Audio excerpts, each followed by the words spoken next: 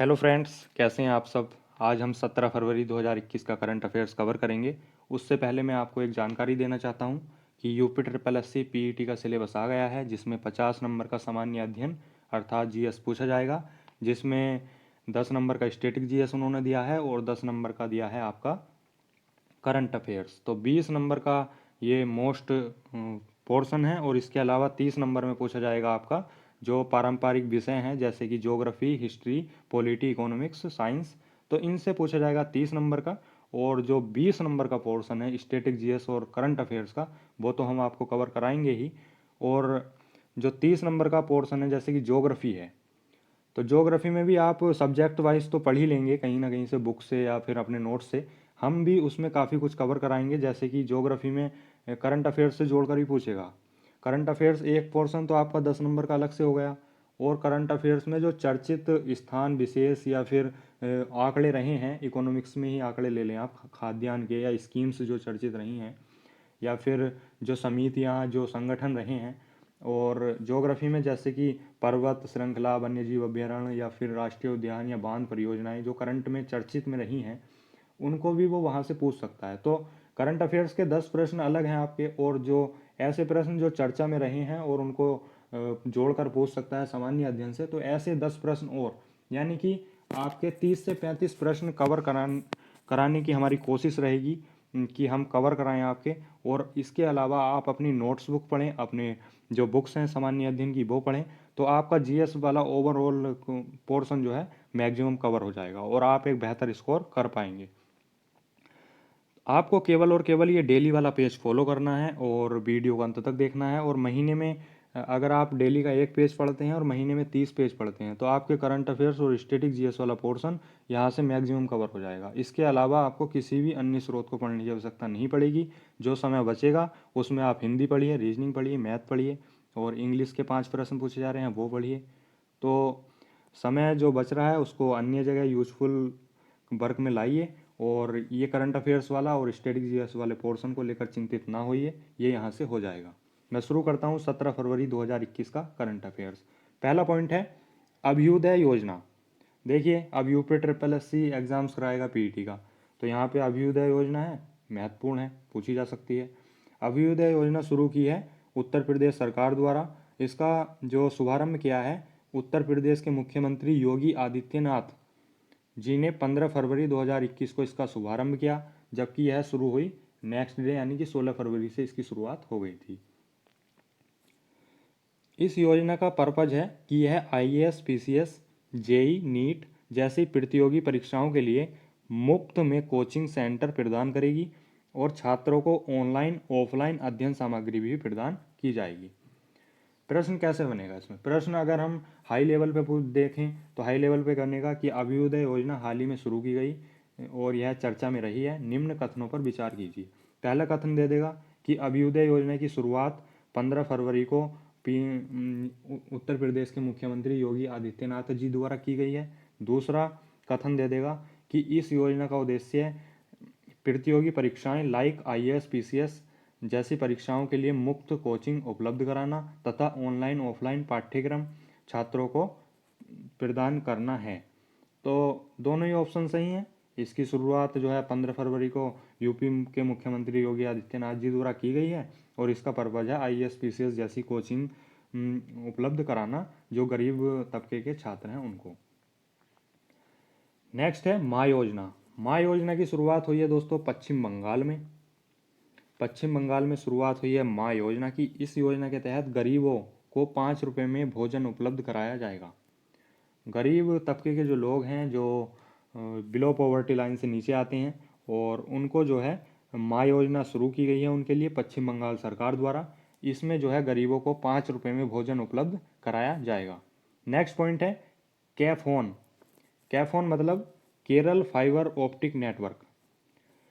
इसके तहत 20 लाख बीपीएल परिवारों को मुफ्त इंटरनेट सेवा प्रदान की जाएगी।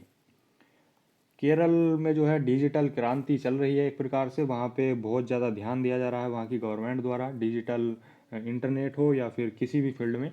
तो वहाँ पे शुरू की गई है केरल फाइबर ऑप्टिक नेटवर्क। इसके तहत 20 लाख बीपीएल परिवार जो गरीब तबके के लोग हैं उनको मुफ्त इंटरनेट सेवा प्रदान की जाएगी। नेक्स्ट है फास्टैग। फास्टैग आप सभी जानते हैं चर्चा में चल रहा है, यह 15 फरवरी की मध्य रात्रि से अनिवार्य हो गया है। 15 फरवरी की मध्य रात्रि से अनिवार्य कर दिया गया है फास्टैग। और इसके तहत है कि राष्ट्रीय राजमार्ग शुल्क नियम 2008 राष्ट्रीय राजमार्ग शुल्क नियम 2008 के अनुसार यदि कोई वाहन बिना फास्टैग के टोल प्लाजा से गुजरता है तो ऐसी स्थिति में उसे निर्धारित से दुगना भुगतान करना पड़ेगा। फास्टैग बेसिकली जब आपकी गाड़ी टोल प्लाजा पे जाएगी तो वहाँ पे जो भी मतलब एक प्रकार का टैक्स है आपके वाहन पर या फिर आपके ड्राइविंग पर, तो वो जो है वहाँ पे कट कर लिया जाएगा डिजिटल रूप से। तो इसको फास्टैग जो है लागू हुआ है 15 फरवरी की मध्य रात्रि से अनिवार्य कर दिया गया है। और इसमें जो अगर कोई व्यक्ति वाहन जो है नहीं रोकता है टोल प्लाजा पर और भुगतान नहीं करता है तो ऐसे में राष्ट्रीय राजमार्ग शुल्क नियम 2008 के अनुसार यदि कोई वाहन बिना फास्टैग के टोल प्लाजा से गुजरता है तो ऐसी स्थिति में उसे निर्धारित से दुगना भुगतान करना पड़ेगा। अब जान लेते हैं फास्टैग क्या है। फास्टैग टोल प्लाजा पर इलेक्ट्रिक भुगतान को सुगम बनाता है। फास्टैग एक माध्यम है जो टोल प्लाजा पर इलेक्ट्रिक भुगतान को सुगम बनाता है, यानी कि आसान बनाता है। ऑटोमेटिक आपका भुगतान हो जाएगा, वो प्लेट लगेगी और उस प्लेट को पढ़ करके वो ऑटोमेटिक भुगतान हो जाएगा। नेक्स्ट है भारतीय राष्ट्रीय राजमार्ग प्राधिकरण द्वारा प्रचलित है। देखिए चर्चित तो रहा है फास्टैग काफ़ी टाइम से, और उसी के अनुसार जो है प्रश्न पूछा भी जा सकता है कि फास्टैग को 15 फरवरी से अनिवार्य कर दिया गया है। फास्टैग के बारे में निम्न कथन है पर विचार कीजिए। तो पहला कथन दे देगा कि यह टोल प्लाजा पर इलेक्ट्रिक भुगतान को सुगम बनाता है। दूसरा दे देगा भारतीय राष्ट्रीय राजमार्ग प्राधिकरण द्वारा प्रचलित है। तीसरा दे देगा कि यह रेडियो आवृत्ति पहचान तकनीक पर कार्य करता है। तो उसमें दे देगा पहला दूसरा सही, दूसरा तीसरा सही, या तीनों सही या तीनों गलत।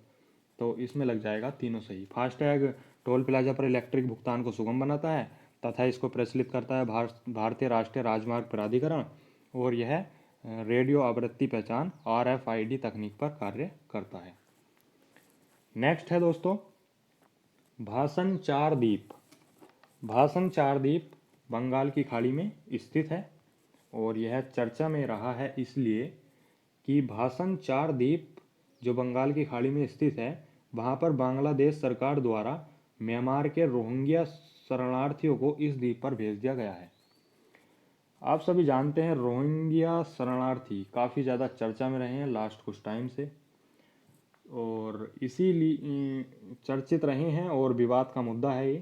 तो वहाँ पे बांग्लादेश सरकार द्वारा म्यांमार के जो रोहिंग्या शरणार्थी हैं उनको भाषण चार द्वीप पर भेज दिया गया है। जानते हैं रोहिंग्या शरणार्थी कौन है। रोहिंग्या म्यांमार के रखाइन प्रांत में रहने वाला एक समुदाय है जिसमें अधिकांश मुसलमान हैं तथा उन रोहिंग्याओं को उस देश की पूर्ण नागरिकता प्राप्त नहीं है। इन्हें विदेशी अथवा सह नागरिक के रूप में वर्गीकृत किया गया है। जो रोहिंग्या समुदाय है वह म्यांमार के रखाइन प्रांत से संबंध रखता है तथा इनमें जो मैक्सिमम है वो मुसलमान हैं। इनको पूर्णतः नागरिकता प्रदान नहीं की गई है। इनको विदेशी अथवा सह नागरिक यानी कि इनको जो है विदेशी और सह नागरिक के रूप में वर्गीकृत किया गया है। नस्ल की दृष्टि से अगर बात करें तो म्यांमार में रहने वाले चीनी तिब्बती लोगों से यह अलग हैं और थोड़ा बहुत बांग्लादेश भारत के आर्यजनों से मिलते जुलते हैं। मतलब अगर इनकी नस्ल के ऊपर बात करें कि रोहिंग्या कौन है तो यह चीन के तिब्बती लोगों से तो अलग हैं, और जो भारत के आर्यजन हैं और बांग्लादेश के भारतीय आर्यजन हैं उनसे थोड़े मिलते जुलते हैं। इनकी भाषा और संस्कृति सभी देशों से बिल्कुल अलग है। म्यांमार में लगभग 10 लाख से अधिक रोहिंग्या बसते हैं, पर म्यांमार उन्हें अपना नागरिक मानने को तैयार नहीं है और न ही इस प्रजाति को कोई सरकारी आईडी या चुनाव में भाग लेने का अधिकार है। तो दोस्तों बहुत बड़ा मुद्दा रहा है ऑल ओवर वर्ल्ड के लिए, और रोहिंग्या शरणार्थी को पूर्ण रूप से नागरिकता भी प्रदान नहीं है म्यांमार में, ना उनकी कोई वोटर आईडी है सरकारी और ना उन्हें चुनाव में भाग लेने का अधिकार है। तो ऐसे में जो बांग्लादेश सरकार है उसने भासन चार द्वीप पर बंगाल की खाड़ी में स्थित है यह द्वीप। और इस पर जो है म्यांमार से पलायन करने वाले 1 मिलियन रोहिंग्या शरणार्थियों को जो है वहाँ पे बसने का मौका दे दिया है। तो इस प्रक्रिया की मानवाधिकार जो समूह है उसने तो आलोचना की है बांग्लादेश की, और कहा है कि रोहिंग्या शरणार्थियों को उनकी इच्छा के खिलाफ भाषण जी द्वीप पर जाने के लिए मजबूर किया जा रहा है, और जबकि सरकार बोल रही है कि शरणार्थी द्वीप पर स्वेच्छा से जा रहे हैं। तो काफ़ी ज़्यादा चर्चित मुद्दा है, लेकिन हमें इतना ही याद रखना है कि रोहिंग्या शरणार्थियों को बांग्लादेश सरकार द्वारा किस द्वीप पर भेजा जा रहा है, तो भाषण चार द्वीप पर, जो पड़ता है आपका बंगाल की खाड़ी में, राइट। और रोहिंग्या शरणार्थी के बारे में पूछेगा कि कहाँ से संबंध रखते हैं, तो म्यांमार के रखाइन प्रांत से संबंध रखते हैं। इनको पूर्ण नागरिकता वहाँ पर नहीं मिली है, अर्थात ये वोटर आईडी नहीं है इनकी, चुनाव में भाग नहीं ले सकते। तो ये महत्वपूर्ण है, थोड़ा सा ध्यान रखेंगे। नेक्स्ट है संकल्प। संकल्प इसके तहत संकल्प एक प्रोजेक्ट है, इसके तहत महात्मा गांधी राष्ट्रीय फेलोशिप कार्यक्रम की घोषणा की गई है, जिसमें जिले स्तर पर कौशल प्रशिक्षण को मजबूत बनाया जाएगा। संकल्प के तहत महात्मा गांधी राष्ट्रीय फेलोशिप कार्यक्रम की घोषणा की गई है, जिसमें 69 जिले यानी कि जिले स्तर पर कौशल प्रशिक्षण को मजबूत बनाया जाएगा। और इसको जो क्रियान्वित कर रहा है वह कौशल विकास एवं उद्यमिता मंत्रालय द्वारा क्रियान्वित किया जा रहा है। नेक्स्ट पॉइंट है पीएम मोदी द्वारा उत्तर प्रदेश के बहराइच में, अब देखिए ये पॉइंट है, तो ये यूपी ट्रिपल एससी या फिर यूपी के जितने एग्जाम होंगे काफ़ी महत्वपूर्ण है उनके लिए, क्योंकि यूपी की करंट है। तो जान लेते हैं, पीएम मोदी द्वारा उत्तर प्रदेश के बहराइच में महाराजा सुहेलदेव स्मारक और चितौरा झील का शिलान्यास किया गया है। अर्थात उत्तर प्रदेश के बहराइच में एक स्मारक है महाराजा सुहेलदेव, और एक झील पड़ती है चितौरा झील, जिसका उद्घाटन किया है पीएम मोदी द्वारा वीडियो कॉन्फ्रेंस के माध्यम से। तो यहाँ से प्रश्न बनेगा कि महाराजा सुहेलदेव स्मारक कहाँ पर स्थित है, उत्तर प्रदेश के बहराइच में। चितौरा झील कहाँ स्थित है, बहराइच में, तो याद रखेंगे। नेक्स्ट पॉइंट है गूगल मैप को एक स्वदेशी विकल्प तैयार करने हेतु, गूगल मैप को एक स्वदेशी विकल्प तैयार करने हेतु इसरो और मैप माई इंडिया के बीच में समझौता हुआ है। अब जैसे हम अपनी लोकेशन ट्रैक करते हैं मोबाइल में, और तो उसमें यूज करते हैं हम गूगल मैप का। तो गूगल मैप है एक फॉरेन चला रहा है इसको, तो हम भारत सरकार का प्रयास है कि एक इंडियन तकनीक भी ऐसी हो जो लोकेशन को ट्रैक कर सके या फिर डाटा जो है शो कर सके।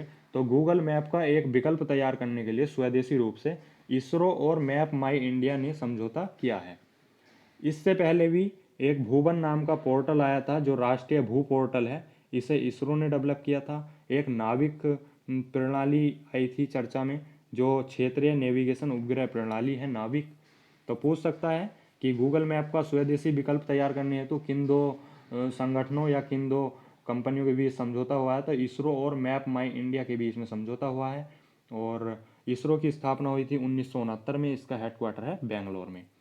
भुवन और नाविक इससे पहले चर्चा में रहे हैं। भुवन है आपका इसरो द्वारा डेवलप राष्ट्रीय भू पोर्टल, और नाविक है आपकी क्षेत्रीय नेविगेशन उपग्रह प्रणाली। स्टैटिक जीएस में देख लेते हैं आज हम national symbol of India, Bharat के राष्ट्रीय प्रतीक। और सबसे पहले हम जिक्र करते हैं यहाँ पे आपका राष्ट्रीय चिन्ह के बारे में। राष्ट्रीय चिन्ह यानी कि अशोक स्तंभ, राष्ट्रीय चिन्ह है हमारा अशोक स्तंभ। भारत सरकार ने राष्ट्रीय चिन्ह को 26 जनवरी 1950 में जो है स्वीकार किया था, और यह जो है सारनाथ में स्थित अशोक स्तंभ से जो है लिया गया है। तो भारत सरकार ने 26 जनवरी 1950 को सारनाथ में स्थित अशोक स्तंभ को राष्ट्रीय चिन्ह के रूप में स्वीकार किया था। अशोक स्तंभ में अगर हम बेसिकली बात करें, अगर मैं जूम करता हूँ देखिए, तो अशोक स्तंभ में 4 सिंह हैं जो एक दूसरे की पीठ किए हुए खड़े हैं। 4 सिंह हैं ये देखिए, एक दूसरे की पीठ किए हुए खड़े हैं। और अशोक स्तंभ में नीचे की ओर पट्टी है, नीचे की ओर एक पट्टी है, और नीचे एक चक्र और दाईं ओर एक सांड है। नीचे एक चक्र, ये चक्र है देखिए, और ये एक सांड है, और दूसरी तरफ एक घोड़ा अंकित हो रहा है। घोड़ा ये है और सांड ये है, बीच में चक्र है, और ऊपर जो है 4 सिंह हैं जो एक दूसरे की पीठ किए हुए खड़े हैं। और अशोक स्तंभ में नीचे की ओर देवनागरी लिपि में ये देखिए ये लिखा हुआ है आपका सत्यमेव जयते। सत्यमेव जयते देवनागरी लिपि में लिखा हुआ है और इसे लिया गया है आपका मुंडक उपनिषद से। ये काफ़ी महत्वपूर्ण है और इसका अर्थ है सत्य की ही विजय होती है। तो ये था हमारा राष्ट्रीय चिन्ह अशोक स्तंभ। इसमें मेन है कि इसमें 4 सिंह खड़े हैं एक दूसरे की पीठ किए हुए आपस में, और नीचे आपका बीच में है एक चक्र, और एक साइड है आपका सांड और एक साइड है घोड़ा। और उससे नीचे आएंगे हम तो उससे नीचे देवनागरी लिपि में लिखा है सत्यमेव जयते, जो है मुंडक उपनिषद से लिया गया है। नेक्स्ट है दोस्तों राष्ट्रीय पुष्प। राष्ट्रीय पुष्प कमल। राष्ट्रीय पुष्प कमल है। भारत का राष्ट्रीय पुष्प कमल है। इसका जो है वैज्ञानिक नाम है नेलम्बो न्यूसीपेरा गार्टन। ठीक है, तो याद रखेंगे भारत का राष्ट्रीय फ्लावर है लोटस अर्थात कमल। नेक्स्ट है नेशनल ट्री। नेशनल ट्री है दोस्तों बनियान ट्री अर्थात बरगद। भारत का राष्ट्रीय वृक्ष बरगद है। और नेशनल जो राष्ट्रीय पशु है वह है आपका बाघ टाइगर। भारत का राष्ट्रीय पशु बाघ है, ये रहा आपका टाइगर। और इसे जो है रॉयल बंगाल टाइगर के नाम से भी जाना जाता है। और आप सभी जानते हैं कि 1972 में बाघ को भारत का राष्ट्रीय पशु चुना गया था। इसको जो है 1972 में चुना गया था भारत का राष्ट्रीय पशु। और 1973 में जब बाघों की संख्या घटती जा रही है देश में, तो उसी को देखते हुए 1973 में शुरू की गई थी भारत सरकार ने बाघ परियोजना अर्थात प्रोजेक्ट टाइगर। नेक्स्ट है नेशनल फ्रूट। नेशनल फ्रूट है आपका आम।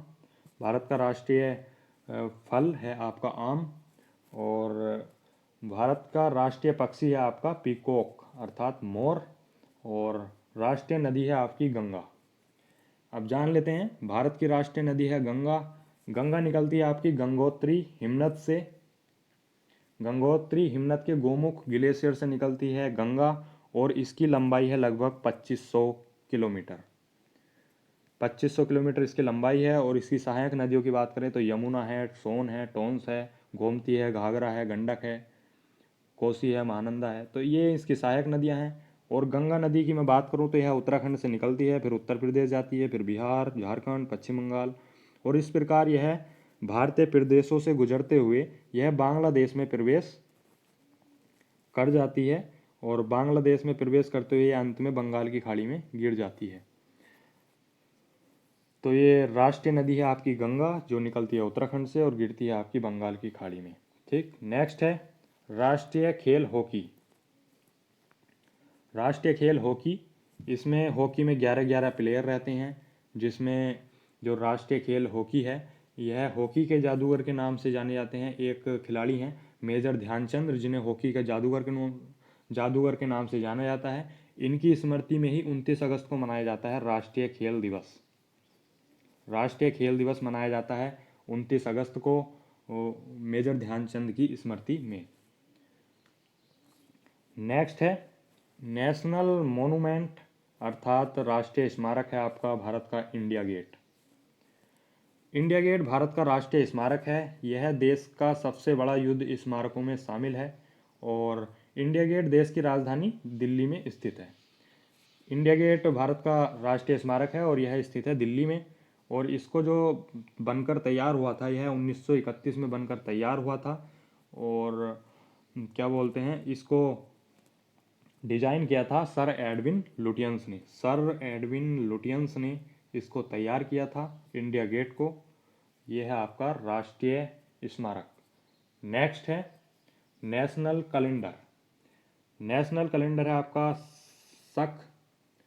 शक कैलेंडर जिसके बोलते हैं। और 22 मार्च 1957 में राष्ट्रीय पंचांग को अपनाया गया था राष्ट्रीय कैलेंडर के रूप में। और राष्ट्रीय पंचांग में बेसिकली 12 महीने होते हैं, जिसमें चैत, वैशाख, ज्येष्ठ, आषाढ़, इस प्रकार ये 12 महीने होते हैं। और सबसे अंतिम महीना होता है फागुन का।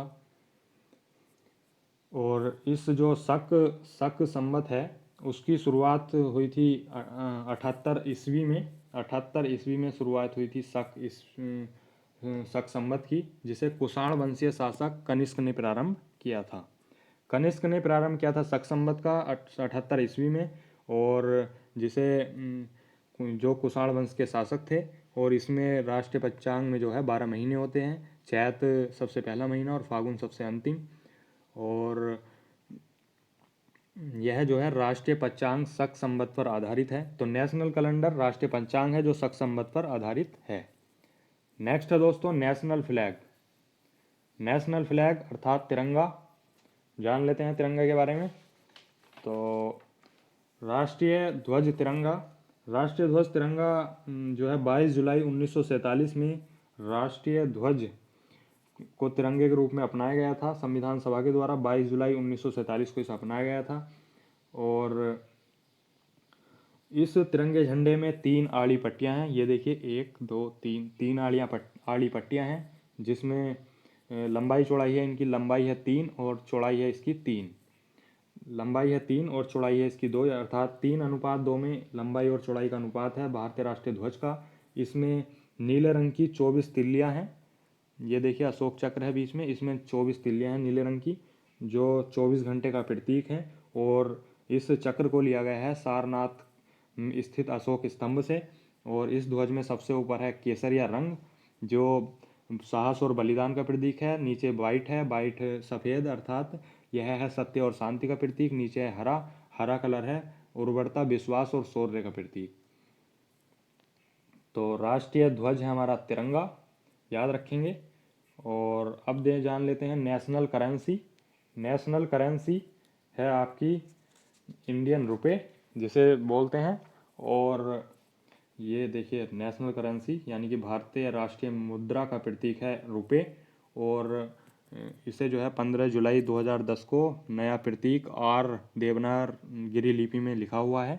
और देवनागरी लिपि आर और आर से मिलकर इसको बनाया गया है। और भारतीय मुद्रा ऐसी 5वीं ऐसी मुद्रा है जिसकी अपना अलग पहचान है। तो याद रखेंगे, भारतीय राष्ट्रीय मुद्रा का प्रतीक है रे, जो आधा कटा हुआ है, जिसे रुपए बोलते हैं। ठीक, तो आपका नेशनल कैलेंडर हो गया शक कैलेंडर, नेशनल फ्लैग हो गया तिरंगा, नेशनल करेंसी हो गई इंडियन रुपए, नेशनल स्पोर्ट्स हो गया हॉकी, नेशनल मोनूमेंट हो गया इंडिया गेट। अब नेशनल स्टैंडर्ड टाइम, जो भारत का टाइम जोन है वो 5:30 GMT से होकर गुजरता है। तो याद रखेंगे, जो इलाहाबाद के नैनी के पास से होकर जाता है, जो टाइम निर्धारित होता है भारत में वो 5:30 GMT से होता है। तो नेशनल स्टैंडर्ड टाइम है 5:30 GMT। नेक्स्ट है नदी हो गई, भारतीय राष्ट्रीय नदी गंगा। नेशनल फ्रूट हो गया मैंगो, नेशनल बर्ड हो गया पीकॉक, नेशनल ट्री हो गया आपका बनियान ट्री बरगद, नेशनल पशु हो गया रॉयल बंगाल टाइगर, और नेशनल फ्लावर हो गया आपका लोटस, नेशनल एम्बलैप हो गया आपका राष्ट्रीय यानी कि चिन्ह हो गया आपका अशोक स्तंभ। तो दोस्तों ये राष्ट्रीय प्रतीक हैं। इनके अलावा अगर हम बात करें राष्ट्रीय ज्ञान की, अब राष्ट्रीय ज्ञान है हमारा नेशनल एंथिम। राष्ट्रीय ज्ञान जनगण मनगढ़, इसे लिखा गया है रविन्द्रनाथ टैगोर द्वारा। तो राष्ट्रीय ज्ञान जनगण मनगढ़ की रचना की है रविन्द्रनाथ टैगोर ने बांग्ला भाषा में, और इसको संविधान सभा ने स्वीकार किया था 24 जनवरी 1950 को। जबकि इस गान को सर्वप्रथम जो गाया गया था वो 27 दिसंबर 1911 को भारतीय राष्ट्रीय कांग्रेस के कलकत्ता अधिवेशन में गाया गया था। और यह गान सर्वप्रथम 1912 में तत्वबोधिनी एक पत्रिका आती है, उसमें भारत भाग्य विधाता नामक शीर्षक से प्रकाशित हुआ था। इतना याद रखेंगे यहाँ पे कि भारतीय राष्ट्रीय गान है जनगण मन अधिनायक, और इसको जो रचना की है रविन्द्रनाथ टैगोर ने की है बांग्ला भाषा में। और इसको संविधान सभा ने अपनाया था 24 जनवरी 1950 को। और सर्वप्रथम गाया गया था राष्ट्रीय ज्ञान को 27 दिसंबर 1911 को भारतीय राष्ट्रीय कांग्रेस के अधिवेशन कलकत्ता अधिवेशन में। नेक्स्ट है राष्ट्रीय गीत वंदे मातरम। वंदे मातरम लिखा है आपका बंकिम चंद्र चटर्जी ने। तो बंकिम चंद्र चटर्जी द्वारा 1874 में रचित वंदे मातरम नामक राष्ट्रीय गीत को संविधान सभा ने अपनाया था 24 जनवरी 1950 को। यह गान बंगाली भाषा में था और बंकिम चंद्र चटर्जी ने इस गान की रचना अपने उपन्यास आनंद मठ से की थी, जिसे जनगण मनगढ़ के समान दर्जा प्राप्त है। वंदे मातरम की रचना संस्कृत भाषा में है और वंदे मातरम को सर्वप्रथम राष्ट्रीय गीत को, जो वंदे मातरम है, इसको जो है 1896 में भारतीय राष्ट्रीय कांग्रेस के कलकत्ता अधिवेशन में गाया गया था। राष्ट्रीय गान हुआ या राष्ट्रीय गीत हुआ, दोनों को ही कलकत्ता अधिवेशन में गाया गया था। बस अंतर इतना है कि 1911 में गाया गया था राष्ट्रीय गान जनगण मनगढ़ को, 1896 में गाया गया था आपका भारतीय राष्ट्रीय कांग्रेस के कलकत्ता अधिवेशन में वंदे मातरम को। तो याद रखेंगे, राष्ट्रीय गीत है वंदे मातरम, जिसे लिखा है बंकिम चंद्र चटर्जी ने और संविधान सभा में अपनाया गया था 24 जनवरी 1950 को, और यह आनंद मठ से लिया गया है। और राष्ट्रीय गीत की बात करूं, राष्ट्रीय गान की बात करूं मैं, तो वह है जनगण मन अधिनायक, और यह है रविन्द्रनाथ टैगोर ने लिखा है बांग्ला भाषा में। इसको अंगीकृत किया है संविधान सभा ने 24 जनवरी 1950 को, और सर्वप्रथम गाया था 1911 में कलकत्ता अधिवेशन में भारतीय राष्ट्रीय कांग्रेस के। तो दोस्तों, ये थे राष्ट्रीय प्रतीक। यहाँ से डायरेक्ट प्रश्न पूछ लेता है, इनसे जुड़े हुए प्रश्न भी पूछ लेता है। अशोक स्तंभ या सारनाथ जगह किस लिए महत्वपूर्ण है, कहाँ से संबंध रखती है, और भी काफ़ी चीज़ें। तो यहाँ से अगर प्रश्न पूछेगा तो यहाँ से राष्ट्रीय प्रतीक से संबंधित इससे बाहर नहीं जाएगा, यहाँ से कवर हो जाएगा। तो ये था 17 फरवरी का करंट अफेयर्स और साथ में स्टैटिक जीएस। आई होप आपको ये वीडियो पसंद आया होगा। तो दोस्तों, वीडियो को लाइक कीजिए, कमेंट कीजिए, जो भी आपकी क्वेरी है, जो भी XYZ आप हमें कमेंट करिए, हम रीड करते हैं और हर संभव रिप्लाई भी करेंगे। और वीडियो को शेयर जरूर करिए दोस्तों के साथ। पीईटी के लिए जुड़ जाइए, ये वीडियो देखिए, इसके अलावा आपको किसी भी अन्य स्रोत को पढ़ने की आवश्यकता नहीं है। यहीं से ही आपके मैक्सिमम प्रश्न कवर हो जाएंगे। वीडियो थोड़ा लंबा बन जाता है क्योंकि स्टैटिक जीएस भी कवर करना होता है साथ में। तो कोई नहीं, आप तैयारी कीजिए। और वीडियो अगर लंबी भी हो रही है तो काम के फैक्ट्स ही आपको बताए जा रहे हैं और पढ़ाए जा रहे हैं, कोई दिक्कत नहीं है। ठीक है, thank you for watching, thank you so much.